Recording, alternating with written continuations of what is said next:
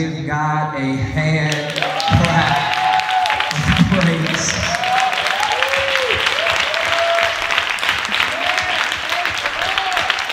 Listen, you guys may be seated. Listen, for those who are here today, I thank you guys so much. We've been doing our best. I was talking to Billy. As soon as you guys leave, we are going to make sure we steam every seat. We're going to make sure that we wipe every surface. We're going to make sure that we keep this a place that's clean, that's sanitary, that you feel safe to come. We're going to continue to keep you guys spaced apart, even when we start services, because that's important. We want to make sure that people feel welcome. But for those who are watching, this is the first volunteer meeting for the Remedy Church.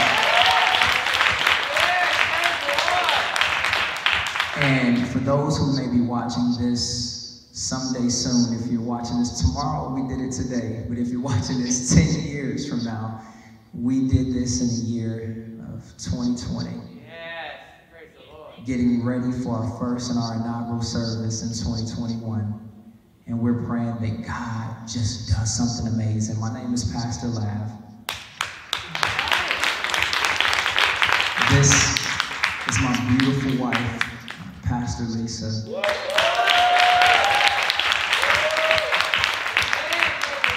And I'm excited. So listen, guys, today what we're going to talk about, you can go to that first slide. You can go to that first slide. And what we're going to talk about today is very simple. It is what I'm going to call and what we will infectiously call the guy. All right. So what's important about this is over the past few weeks, I've just been studying about culture. Most places, right, when you have to start a church literally in 8 weeks, that's the pressure. If you're watching right now, we have to literally start a church in 8 weeks, and you start scrambling, right? You start scrambling to the point where you just started telling people what you need them to do. I need you to do the kids. I need you to do the welcome team. I need you to do parking. I need you to do security. I need you to do this. I need you to do this. I need you to do this. And so I was going to approach it that way. I promise you I was. I'm not giving myself any credit. I was going to approach it that way. And then I heard a message. And it said that you can either teach people to behave or you can teach them to become. You can teach them to behave, or you can teach them to become. To behave is to walk in, to look like a Christian. To behave is to know what you're supposed to do in your ministry. To behave is to cross your T's and dot your I's. To behave is to wear the badge. To behave is to come in and do everything that you think you're supposed to do, but when you leave here, the behaving stops.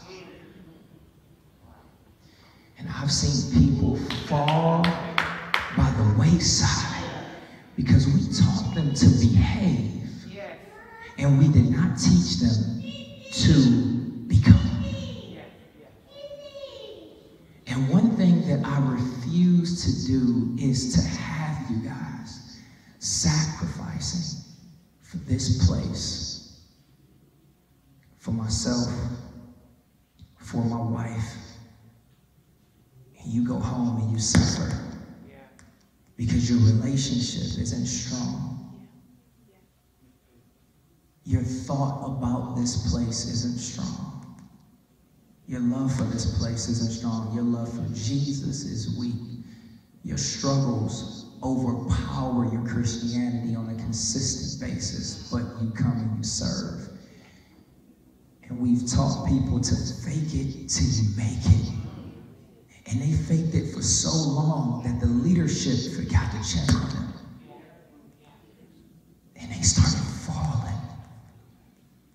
So today, we're going to talk about the guide. The guide is going to be a consistent and continuous thing. We're going to talk about the guide next week, and then we're going to talk about the guide after that. We're going to talk about the guide after that, and I'm just going to keep on adding. And then one day we're going to print this, and then you're going to be able to take this home. You're going to have your electronic copy, so you can always go back to what this is. Someone said that if you know who you are, then you know who you aren't. Yeah, that's good.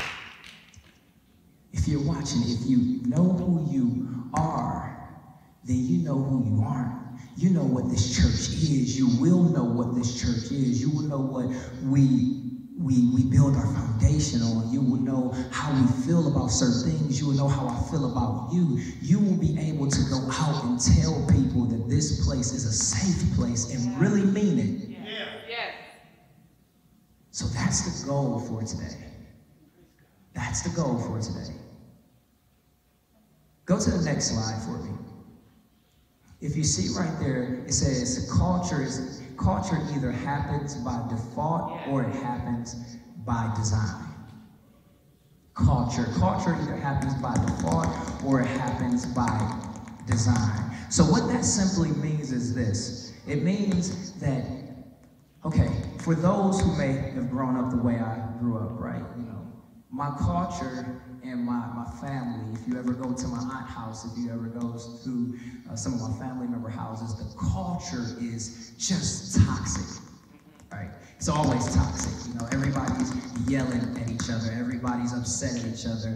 Husbands batter with wives, and wives get mad at husbands in front of everybody, and you disrespect each other. You cuss each other.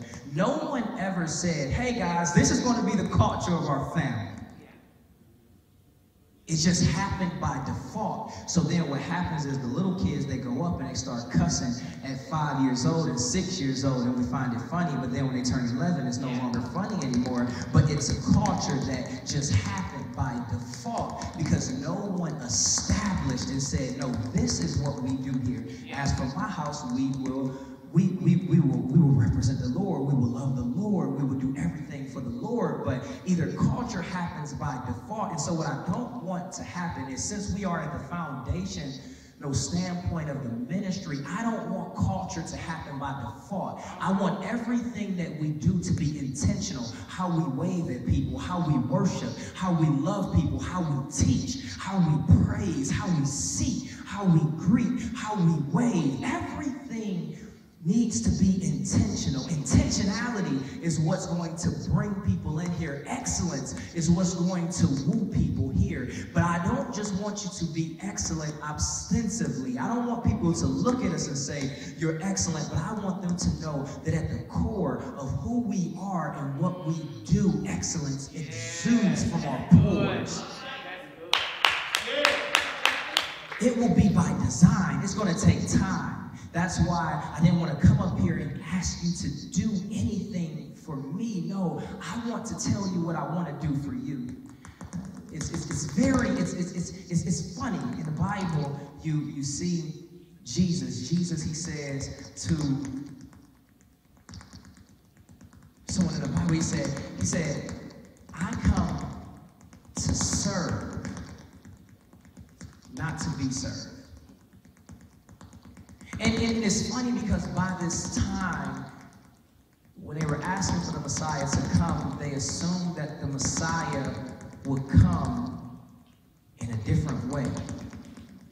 Right? They felt like the Messiah would come in a way that people would see this king on his chariot, and he would rain fire and brimstone, and he would take dominion. But he came. And when he came, he was washing the feet of men. When he came, he was touching women, healing women that no one else would have touched. And no one else would have taken a chance. He was allowing people who were written off to become disciples and carriers of this message. He had come to serve. And because he had that mindset, the people followed him without wavering. Because they saw him serve. They saw him do. They saw him cry. They saw him pray. So then the people had no issue following a person that they knew who would do in the midst of everybody not doing anything. So it's very important for me to stand here before you because I want you to know not only am I going to do, but I have done. And though I have not arrived, everything that I have done to get to this point, I want to share it. And I want to give to you because I can never ask you to give what you don't have. And typically that means most people, when they say you can't give what you don't have, what they're saying is I need you to go out and acquire more. No, what I'm telling you is that I want to give you everything so that then you can replicate that same action when those people walk through these doors. And everything that you do, you will be doing ministry. You will be loving people. When you go to your jobs, you're going to be doing that. In your homes, you're going to be doing that. Your families. Your life will not start once you leave here. It will just continue. That's what I want for you guys. For your life to continue when you leave here. Not start. As if you're someone else on the outside. But when you come in here, you're pristine. You're buttoned up. You're perfect. You have no issues until you do. The Bible says this. My wife was talking about this while we were in the bed the other day. It says, "Then the Lord said to me, write my answer plainly on tablets so that a runner can carry the correct message to others. The vision is for the future." Say future. Future. Say future. Future. The vision is for the future. It describes the end, and it will be fulfilled if it seems slow in coming. Wait patiently for it. It will surely take place. It will not be delayed. Amen. It will not be delayed. What's beautiful about this, right, is that my wife said, we always tell people to write the vision and make it plain so that runners can take it and carry it on. And then she said, but sweetheart, we never talk about the fact that it says the vision is for a future time. And it describes the end, and it will be fulfilled. It's not a question on if this will happen. It is when it will happen. And so in other versions it says, if it feels like it's tarrying, it's okay. Wait. Be patient, because it will come to pass. A lot of times we write, we're not writing just so that we can give it to someone else to run. No, we are writing in expectation that what we have written, what we believe God is to call us to do is going to come to pass. And when it does, we will be able to hold this tablet up and say, look, this is not a surprise to us, it's a surprise to you. And the reason why I want to highlight this for those who are watching, because I want to encourage you that yes, we are starting. We are not where you guys are used to being if you come from a different ministry, if you come from the same ministry that I've come from, and who had 20 years of great service and great things under their belt. No, for you, we are starting. But if we don't know where we plan to be, the vision of what we plan to do, then it's going to come as a surprise for us. But no, what I want us to be able to do when people come through the doors and say, look at what all God is doing, we can stand back and say, we knew it was coming. Yes. Because we wrote that thing down and we meant it in our hearts. Say vision. Vision. Say vision. Vision. Go to the next one. Vision is so important. And I believe that it should be simple. The first thing that I want you to know us for is loving Christ. And I know that may seem, right, that may seem asinine. Why would you say something like that? I mean, obviously, we are a church, but no, I believe that even in today's society, we have so much emphasis on everything else, and loving Christ sometimes fall to the wayside. So what do you mean by that? Do they not preach Jesus? No, they preach Jesus, but their main thing that they want to do is give. Their main thing that they want to do is build. The main thing that they want to do is this and this and this. And so what I'm telling you is that when people walk through these doors, the first thing that I want people to say when they leave these doors, rather, is that those people love Jesus. Yeah. Those people, listen, they have been with God. No, I'm not saying they're perfect. No, I'm not saying they're perfect. I live next door to one of the members, and sometimes she and her children, they get into it on a consistent basis. No, I actually work with one, and she's not perfect. No, sometimes she can get upset. He can get upset. No, they're not perfect. No, sometimes he has a temper. Sometimes they have issues. Like, at the end of the day, no, I'm not saying that they're perfect, but one thing I can tell you is that they love Jesus. Yeah. See, when you keep Christ at the forefront of everything that you do, then everything that you see subsequent to this fact, you understand that that right there makes them human, but the love inside of them makes them superhuman.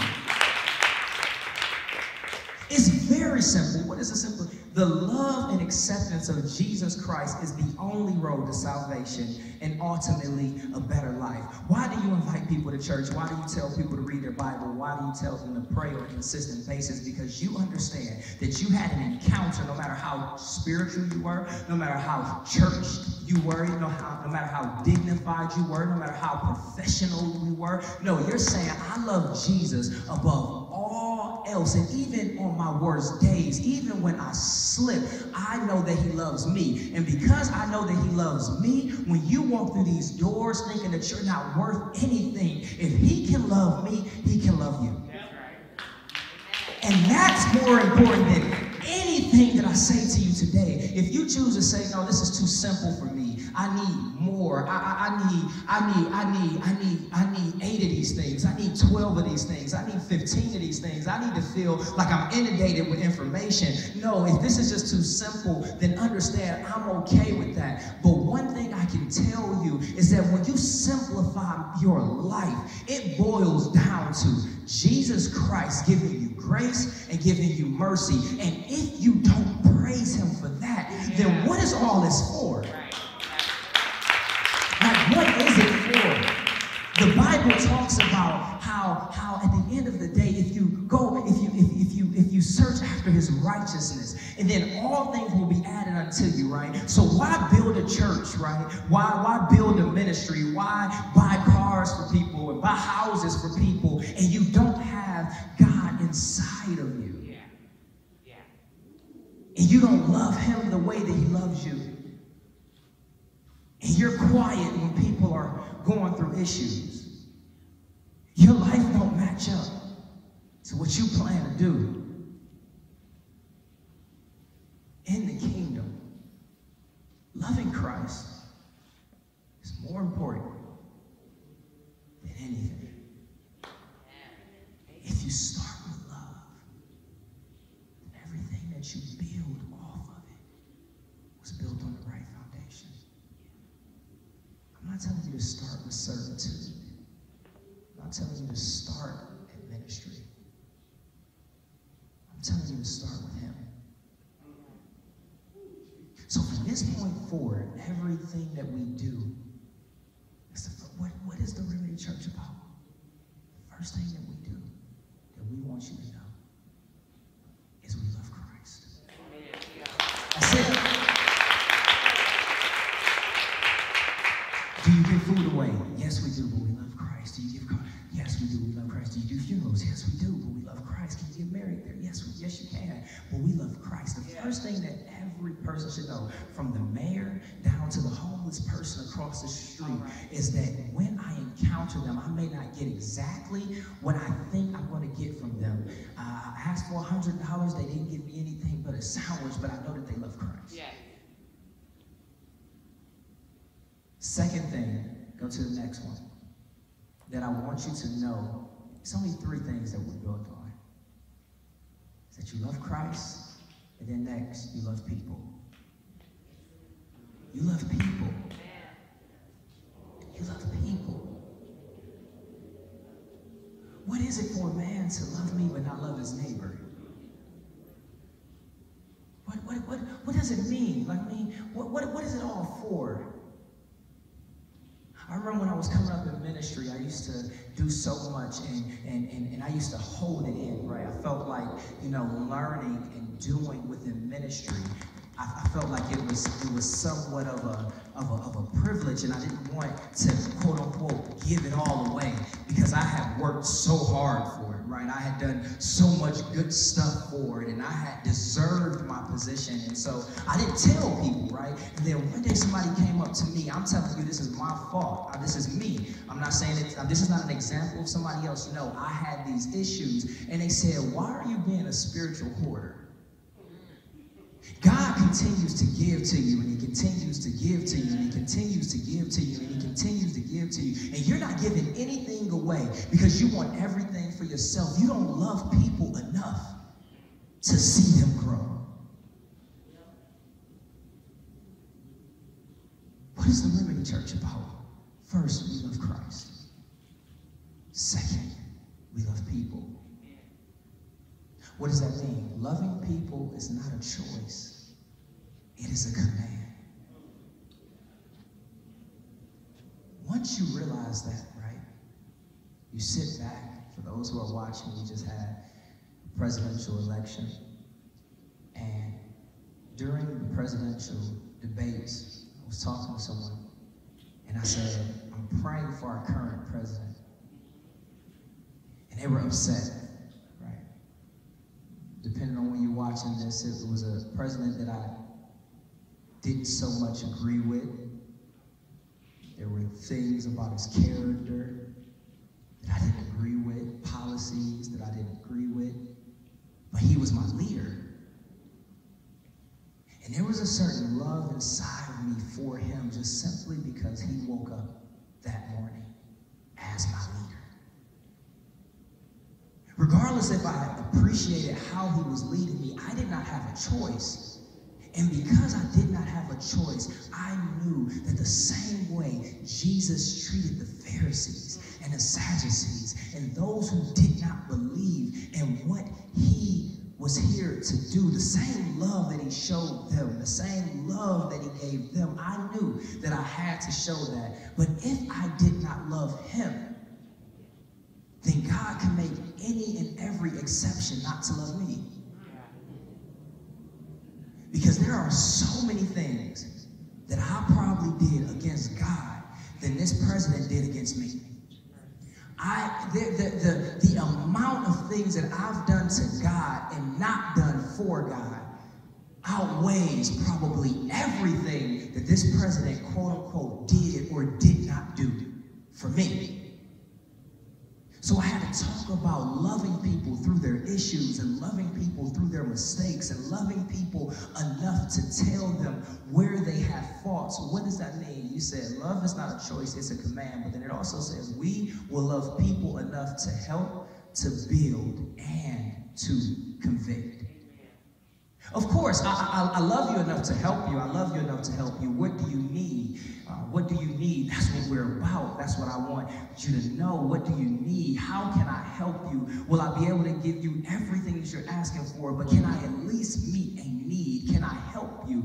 Can I help serve you? How may I serve you? I want to do everything in my power that doesn't damage me personally and doesn't damage the ministry. I know you expect me to do X, Y, and Z, but I may only be able to do X, but I will do everything in my power to help. I will do everything in my power to build you. Every time that I step before you, I'll tell you about what the Bible says. I'll tell you about the revelation that God has given me. I will push you to become everything that you're supposed to be. I don't just want to know what you're doing in ministry. I want to know what you're gifted at. I want to know what makes you tick. I want to know what makes you come alive. You may have been singing on the praise team for years, but you know that that God called you to teach, and God called you to preach, and God called you to prophesy, and God called you to lay your hands on the sick so the sick can get well. If that's you, then I want to build you and take you to your next level. You're not stuck where you are, because if God can continue to evolve and continue to build me, then as the leader, everything that falls on me, I want to fall on you. So your next level, your next season, your next place is coming, and I believe in that, and so I will teach you. But this is the one that people don't like. I will love you enough to convict you. Yes, thank you. That's good. I will love you enough not to watch you walk down the wrong path, hurt yourself, and not stop you. I will love you enough to tell you that even in your marriage, you are not doing the right things. Even if that means you take your name off the serve list for a few weeks. I will tell you that the way that you're living your life, it is not okay. And even though it's going to damage me because you can't sing, or because you can't serve, or because you can't help, it's going to damage the ministry, because that means that we have a soldier that's out of place. But in order for you to be great, not only inside of the church, but in life, I have to tell you where you are wrong. Because if there's anything I don't want you to do, it's like I said, for those who are watching, I don't want you to come in here and behave and not become. To just exist, to live in this fake world inside of the church where you're the boss, you're the minister, you're the deacon, you're the teacher, but out there you don't carry the same power. Same way that people see you here. Look at her signing people in for class. Look at them waving in the parking lot. I want people to view you the same way when you're going through Giant Eagle. Yes, that's right. I do. But it starts with me getting up there, coming in here, and talking to you about more than just the love of God. Because that's the cloak that specifically certain evangelicals, they do. They don't talk about issues, they just talk about the love of God. They don't talk about marriage, they just talk about the love of God. They don't talk about homosexuality, they just talk about the love of God. They don't talk about money, they just talk about the love of God. They don't talk about any issues that you're actually dealing with in your life, they just talk about the love of God. And even though I will talk about the love of God, I have to talk to you about what you go through on a consistent basis. Today, I was talking to an elder. He was blessing me. He's a person who I confide in. I'm learning, and it's going to be very, very hard.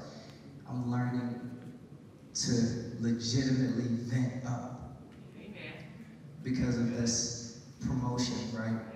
So I was calling him, I was upset about some things the other day, and he said, what do you have on your site? And I said, man, I got something so cool. I got something called the Big Three, right? People are gonna go there. If you wanna serve, if you just wanna come, that's option 1. If you wanna serve, that's option 2. If you wanna give, that's option 3. Man, I was so excited, I was telling him about it. He said, okay, that's cool. You're asking them to do something. He said, well, what are you doing for them? He said, if I was coming, he said, once you get me, you have everything in me. Once you get me, then I'm going to serve. Once you get me, then I'm going to give. Once you give me, then I'm going to come. I'm going to do whatever you need me to do, but I need to know that you're for me. So this morning, I woke up legitimately at 5:30. I was praying at 5:30 this morning. I promise y'all I'm not exaggerating. I was praying at 5:30 this morning. And I opened up my computer and I reconfigured the whole website. And the first thing that you do when you go on the site is going to say, how may I serve you? Not before I ask what you can do for me, before I ask you to come, before I ask you to do, before I ask you to sign up, the first question is, how may I serve you? What do you want from a church? What do you need from a church? What do you need more of? What do you need less of? What haven't you gotten? That's good. Because when I stand up here, I want to make sure that I'm talking to you. And not just something that I made up that I think is going to help you get through someplace. No, I want to know where you are.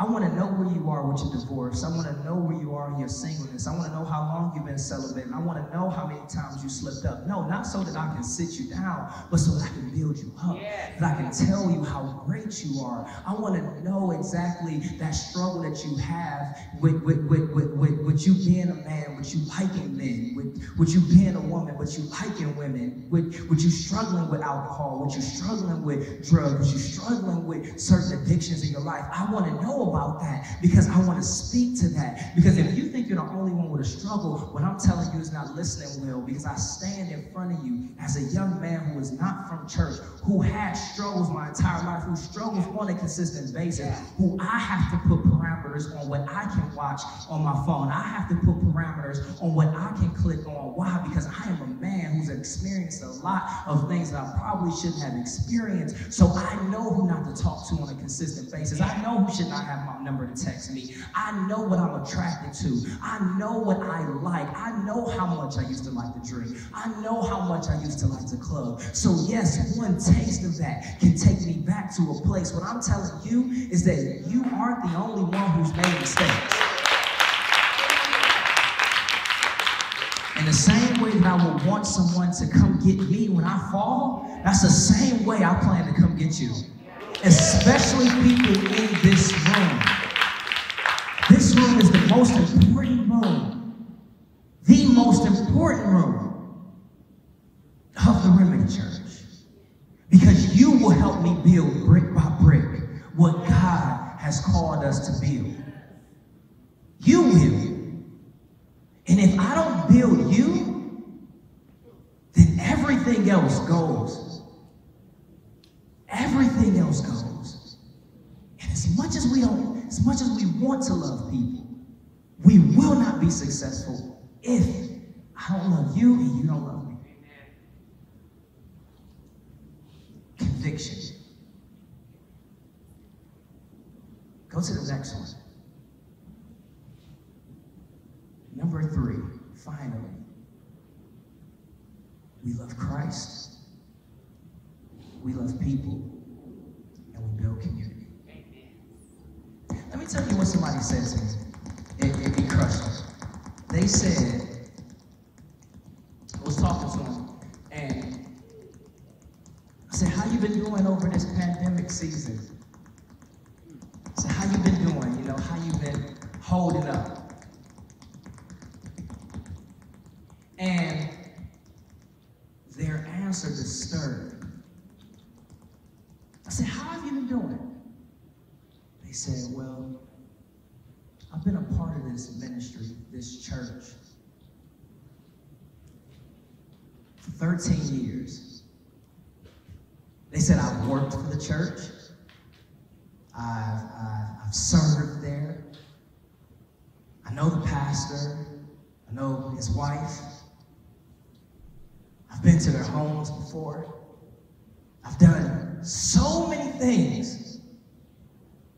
They said, right now, I didn't know how much of a community I didn't have until COVID hit. They said, I had nobody to call. I had nobody that could call me. Because I was never taught to focus on building with my church family. They only told me to focus on them. So once everything hit, the staff at their particular church, they were too busy to call me, and I understand that. But I didn't even have their numbers. And I'm in the inner circle. But I'm depressed, and nobody knows. And whenever we go back, they're going to ask me to do heard from them. I haven't heard from anybody. My ministry leader, ministry assistant. I haven't heard from anybody. And I don't even know who to call. And it hit me that we have to build relationships.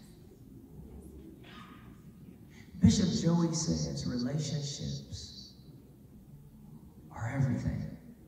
And I thought that that was a stretch until I realized that the very foundation of our Christianity is built around a relationship. And out of that relationship, we find things that we are good at. He allows us to operate on his behalf. He does so much for us, but it's born out of a relationship. One thing that we will focus on immediately is legitimately building groups where people have power to check on each other. Yes, it's beautiful. That is not centered around me. That is not centered around me. It's centered around relationship. What if they turn? What if they try to take all the people in their group and they want to start a church? What if they try to do this? What if they try to do that? Listen, all I have to say is this. If the plan that I have to put my heart inside of you, then I just have to trust the God that I serve, that he'll protect me from anything that's trying to kill me. That's it. Because I'm prophesying this, we will have so many people and we will have so much impact that one day it will get to a point where I will not be able to call everybody. That one day somebody's going to come in here and they're not going to say, I'm here because of Pastor Laugh. They're going to say, I'm here because of Deacon Keith. And my relationship with him was so strong, and he attributes my relationship with him with the relationship that he has with you. Yeah. And that's why I'm here. Amen. And I have to be okay with that. But I don't want people to fall through the cracks and not have relationships. So where do we want to build these relationships? We want to build personal relationships. We want to build stronger community impact. And then last but not least, we want to build a stronger marketplace presence. One thing that I thought about even sitting in this room, I see salon owners, I see CCW trainers, I see judges, I see people who own their own business, I see people who work for the city. I see individuals who have their own podcasts. I see people with no children. I see people who are retired. I see people who work for Akron Public Schools. I see people who work for the county. I see people who are in college. But you don't know that because we're disjointed. So much power in this room. So much influence in this room. If you can come here and not take advantage of the gifts that God has put inside of you, I do the kingdom a disservice. To be able to move the dial toward the marginalized. To be able to speak to people who don't understand the plight of people who walk through these doors on a consistent basis. That's our job. Amen. If Jesus was anything, listen to me. If Jesus was anything, Jesus was a politician. I know that sounds crazy. If he was anything, we may not put that on his resume. But when he walked, they said, on Sunday we do nothing. Because that's the law. That's That's what we abide by. Are you going to choose to do a miracle today? He broke the norms of society. Because it was no longer about the law, it was about loving people despite themselves. Pastor Lapp, do you agree with homosexuality, gay marriages? No. But do I love them? Oh my gosh. Oh my gosh. Some of the closest friends I grew up in high school, I would room with them every year because I loved them. And even though I didn't like that piece, who they were was a person that was made by God. And that same issue that they had, it matched my same issue in a different area. And if he could love me through my mess, then loving people meant I had to love them through theirs. But it's building community.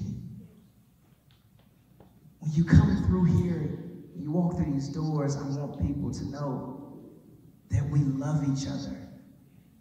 Despite if you are in ministry, despite if you give, we love you enough to help you.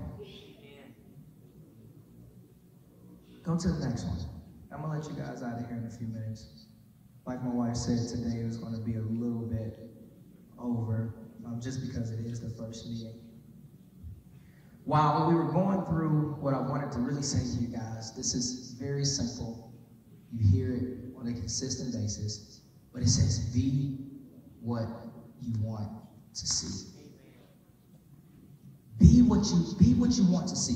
Be what you want to see. Be the example to people. Be what you want to see. Very simple. Be what you want to see. Do what you want other people to do. But a lot of times when we're scrambling, trying to build things, we tell people we want them to be what we say instead of being what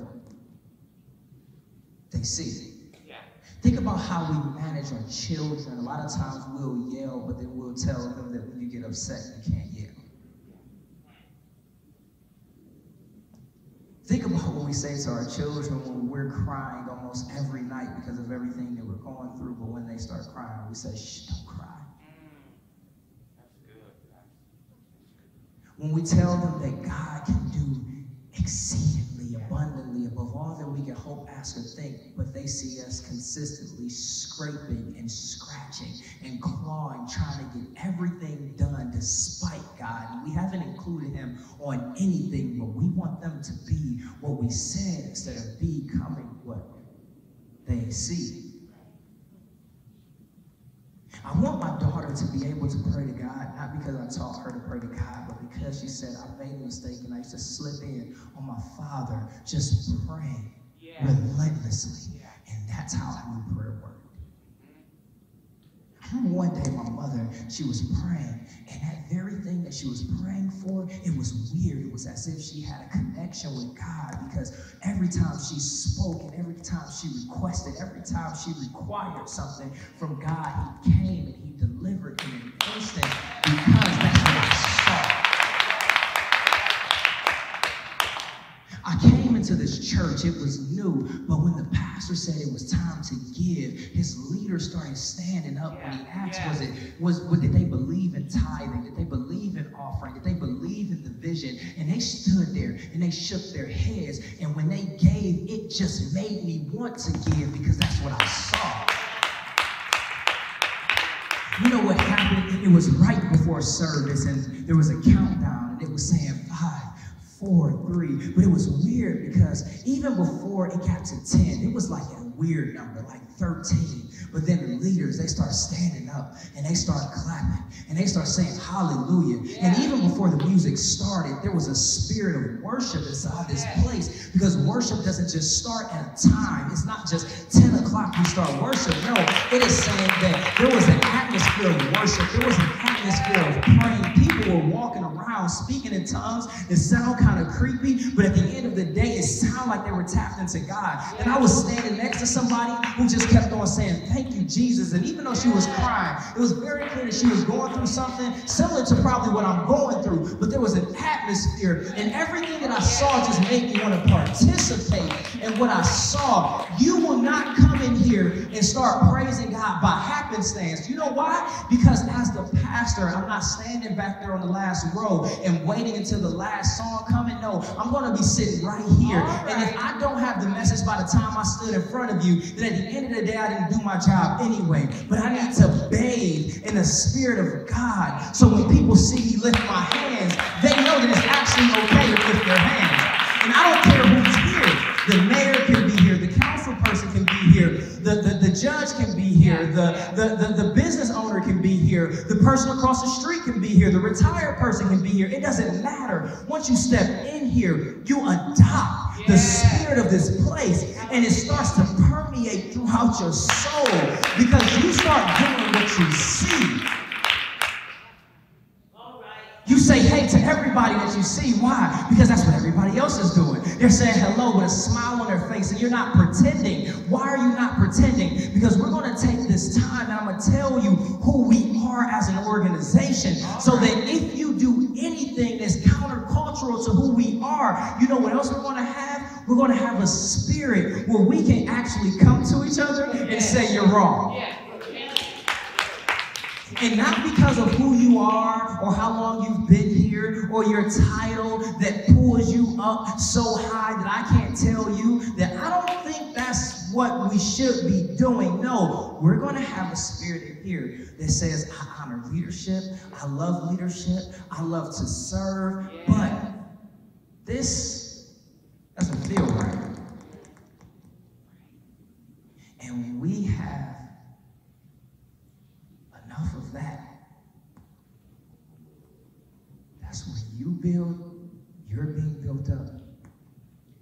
Then it built up your household. Because it built up your household, your neighbor caught fire. Yeah. And the next thing you know, your whole block caught fire. Yeah. And you start realizing that when you start leaving out at 8:30, everybody else start leaving out at 8:30. That when you showed up on time, the church showed up. You know what I'm tired of hearing? Akron don't show up on time. Don't worry about it. We'll reteach them. We'll reteach. We'll recalibrate. So that people can start doing what they see. That when you leave here, you actually become. That when your children whisper and they tell me secrets about you, which they are. Y'all know that, right? I mean, literally, it happens right now. Like y'all kids be all in my Instagram right now, telling me every time they in trouble. But I want them to be in my Instagram saying, my mother is so much better. My father is so much better. We're actually growing together. That even though it was weird the first time when we prayed together, we did it a second time and it was less weird. And then we did it 6 months later and it was normal. Because we have to prep the next generation. And they're so smart. Listen to me. They're smarter than us. They have more access than us. And because of those two reasons, it is not simply because I told you to. If they never see you do, if you're okay with coming in here, be perfect, but go out there and cuss like a sailor. If you're okay with being perfect here, but you go out there and you drink to the point where you can't function. If you come in here and you serve, and you haven't had sex with your wife for the last 8 months, when you taxes at your business. Holistically. Holistically, you want to look like him. Holistically. In my marriage, in my money, in my finances, holistically. In my pursuit, as soon as I wake up, holistically, you want to look like him. So that when people see you, there was a man one day, he kept on asking a woman, his neighbor, hey, why don't you come to church? Why don't you come to church? Why don't you come to church? Why don't you come to church? Why don't you come to church? He'll say that in the daytime. At night, she'll hear him yelling at his wife. Next morning, he'll wake up. He'll say, why don't you come to church with me? Why don't you come to church? She'd listen. And then at night, she'll hear him yelling at his children. Why don't you come to church in the morning? Why don't you come to church in the morning? At night, she'll see him passed out drunk on the porch. Why don't you come to church? Why don't you come to church? And every now and then, she'll hear him and his friends in the backyard having conversations that aren't fruitful and edifying to the spirit. Then one day he said, why don't you come to church? And she said, when that church and when your Jesus can change you, that's when I'll come. Because I'm not just coming based off of what you said. I'm coming based off what I see.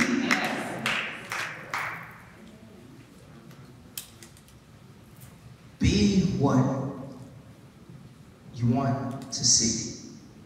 It's literally like 2 more slides. Go to the next one.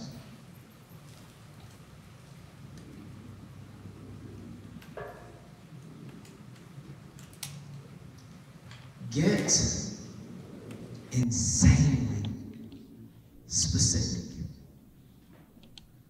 See, the reason why, let's be honest, the reason why we didn't come talking about what ministries are here for you to sign up is because we're still trying to figure out what ministries we'll have. One thing that my pastor told me, and it's beautiful, he said, ministry dictates structure, right? And once you've built a certain foundation and once you've done things so many times, you just assume that it's supposed to go that way, even though it's not effective. All right. I want us to be effective.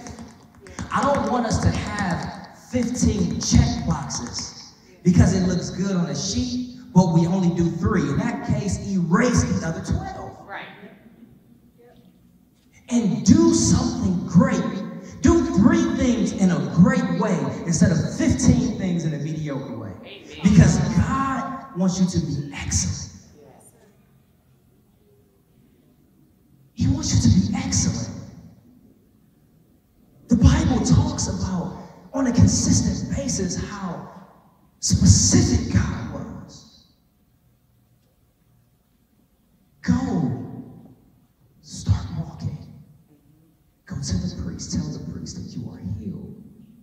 It didn't happen right there. They had to follow the instructions. Hey guys, you haven't caught any fish. What I want you to do is I want you to throw your net. But I don't just want you to throw your net anyway. I want you to throw your net on the right side of the boat. Because that's where the blessing is. Specific. Once we start being specific, like I said earlier, we'll know who we are. And the more specific we'll get, we'll know who we are. And then when people say, well, can I just come up there and do this? That's not who we are. Can I come up and get financial literacy? Listen, the beautiful part about what we are is that we build community. And though we may not have a financial literacy course, we found out that we know someone within our ministry who does financial literacy at the YMCA. So instead of us trying to become something that we're not, because we built community, now we can push people to the person who is successful in the area. I'm not trying to become Akron Public School system. I'm not trying to become the judicial system. I'm not trying to become anything other than the Remnant Church. I don't want to help do the outreach pantry for Akron Food Bank. I don't want to compete with them. I want to partner with them. Amen. Yes. I don't want to become a coffee shop. I want a coffee shop to be a coffee shop. Yeah. And so that I don't have to teach you how to make great coffee. No, I want to teach you how to do what you do best. Yeah. Serve and love people and let others within the kingdom community be great at what they do. And we partner and we love on each other, but you have to get insanely specific on who you are. Yeah. So you don't find yourself in everything else. The Bible says this in Songs of Solomon. Go to the scripture. Go to the next one. Yep. It says this in Songs of Solomon. I thought that this was really, really dope. You rarely hear somebody teach something like this. It says, go catch all the foxes. Those little foxes, before they ruin the vineyard of love, for the grapevines are blossoming. Listen to me. Go catch the little foxes. What little foxes? Those little foxes. What are they doing? They're ruining the vineyard of love. They're ruining everything that you've built. What? The little foxes. What are the little foxes? The little foxes are people who come and serve, but they don't believe in the pastors. So when they leave, they say things like, I only go to the Remedy Church because that's what's available. But girl, I don't really like the way Pastor Lisa was looking. What about you, little foxes?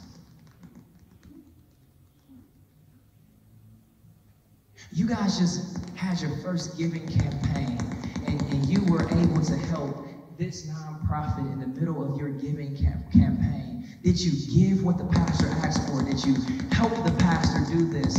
Well, girl, they don't really need my money. I heard they got all of the money in the world anyway. So at the end of the day, I go, I get my word, I get what I need. I don't give it. Little foxes.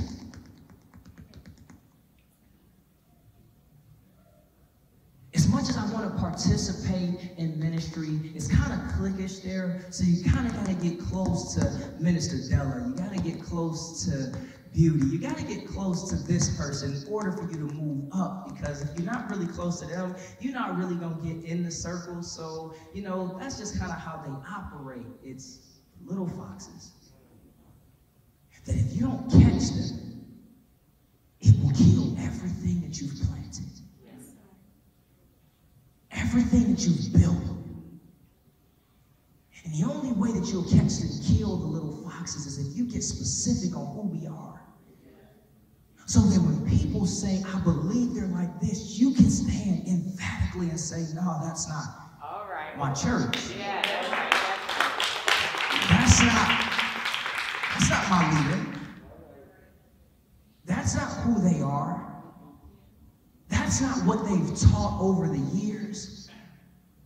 Because at the end of the day, who they are and what they taught is great. They were specific. So what you want to focus on is this. One day my wife and I, we were sitting down. Say culture. Say culture. We were sitting down with a person, listen to me, about a year and a half ago. Understand what I'm telling you? This is way before I knew we would stand before you. I just kept on thinking to myself, I have to get ready for my next season. Y'all gotta know me. Listen to me. If there's anything you're gonna know about your pastor, it's that I'm always trying to figure out where God is. Always. And I always want to be prepared for everything that God has for me. Every time, go get every vessel that you can get, because the oil is not going to stop. The oil is not going to stop. The oil is not going to stop. So at the end of the day, I'm the guy going around collecting jars, and jars. What do you got all those jars for? God about to bring the oil. When? I don't really know. But I know it's coming. Where is it? I don't know. But you look kind of foolish. It's okay. It's okay. I'll build the ark. There is no rain. It's okay. I'm getting prepared. Noah, what are you doing? I'm just building. We've never even seen rain before. It's okay. It doesn't make any sense. It's okay. Because when it comes, I'm going to have enough for everybody that's connected to me. I have to start building and building. And so this person we sat with, he kept on saying, what do you want the culture to be like at your church? Go to the next slide. What do you want your culture to be like at your church? And this is what my wife and I said. I promise you, this is what we said to him. We said, we want our church to be helpful. We want our church to be service-oriented. We want our church to be accepting. We want our church to be steadfast. We want our church to be loving, and we want our church to be empowering, right? Sounds good. And we just kept on, we were there, and we kept on digging. I mean, we had a big old list, and we took it down to this, and we felt good. I'm talking about I felt good. I was like, man, I ain't never even heard of this before. I never even knew I had to get this insanely specific. And then he said, we're not done yet. And I said, okay, what else do we have to do? He said, we got to erase some stuff off the list. I said, whoa. He said, this is a lot. Go to the next slide. So I said, helpful, service-oriented, accepting, steadfast. He said, pick 3. All right. I said, shoot. So imagine service-oriented, cross out. So it was service. It was steadfast. I said, I want us to be steadfast, man. I want us to be immovable. I want us to be able to go through some stuff and go through a storm and just stand in the middle of it and know that our God is God. So then I said, I want them to know, I want them to know that we're loving. I want them to know that we love them more than anything else in the world. These are the 3 things. And then I want people to feel empowered. When people leave here, I want them to understand that church did not happen in this building, that you are the church. That every place where you go, the moment you step on your job, the job becomes the church. And the moment you go to the park becomes the church. The moment you step in the wrestling ring becomes the church. The moment you step in the aisle of your job, your job becomes the church. Everything about us becomes who we are. I want you to feel empowered when you leave. And this was it. I said, you pushed me, and I am so happy. He said, we're not done yet. I need you to take it down to 1. And I said, if there's anything, I want people to leave, and I want them to feel empowered. More than anything else in the world, listen to me. I feel like if I'm empowered enough to know that God loves me, then I'll be helpful. Then I'll serve. Then people will know that they're accepted because I was accepted. That people know that they're loved because I am loved. But I want you to leave here. Every person, I want them to leave here knowing who they are in Christ. Why? Because the number 1 trick of the enemy, is for the enemy to trick you into believing you're someone you're not. That's the number 1 trick. The Bible says you are joint heirs to the kingdom. The Bible says that you are the head and not the tail. The Bible says that you are above and not beneath. The Bible calls you kings. The Bible calls you queens. So then what the devil does is he tries to plant seed in your life to make you believe that you are who God called you to be. But if you leave here empowered, knowing that there is nothing in hell that can take you back to where you were, then at the end of the day, you can start igniting fires all around your community and all around the people that you love, because they understand who you are. And because you understand who you are, you understand who you aren't.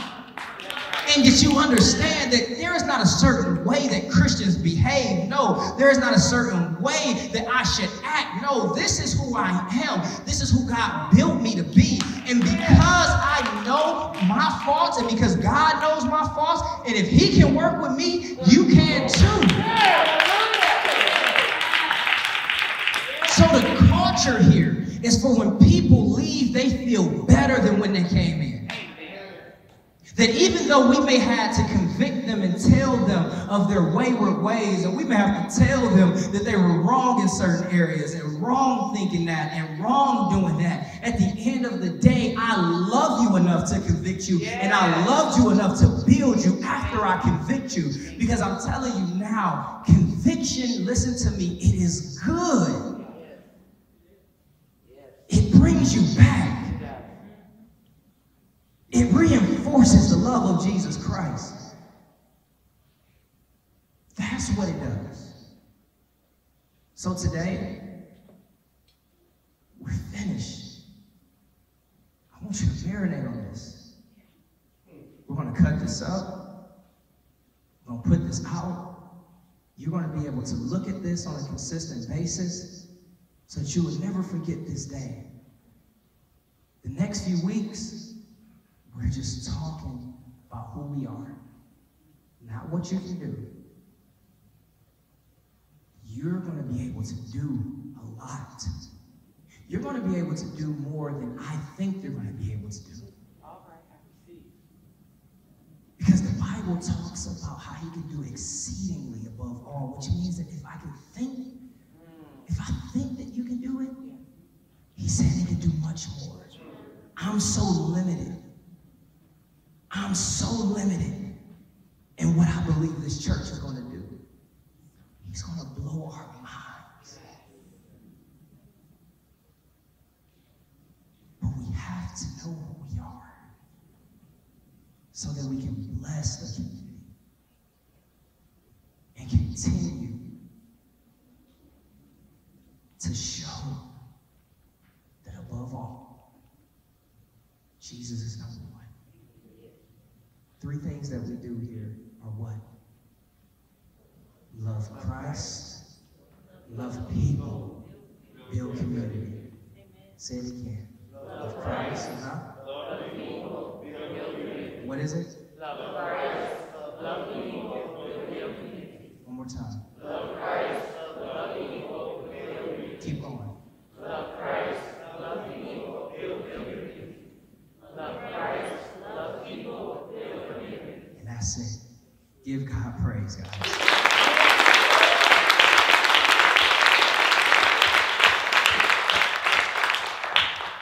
At this moment, for those who are watching, this concludes the first training of our first volunteer meeting. There will be multiple volunteer meetings, and you will have access to those. So for those who are maybe joining our ministry, maybe you think that you want to help us on a consistent basis, this is a good place to start. I am so excited about what God is about to do. I will not be doing all the trainings. Next week, my wife will be doing most of the training, so I'm excited about it. My wife is the X Factor. For those who are watching, she's the X Factor. I'm a regular person until I get with her. She is everything that I'm not. In every place where I'm home, she is that for me. She's not a showpiece, even though she's beautiful. Amen. She's not just a mother. She's an entrepreneur. She's not just a servant. She is a pastor. Amen.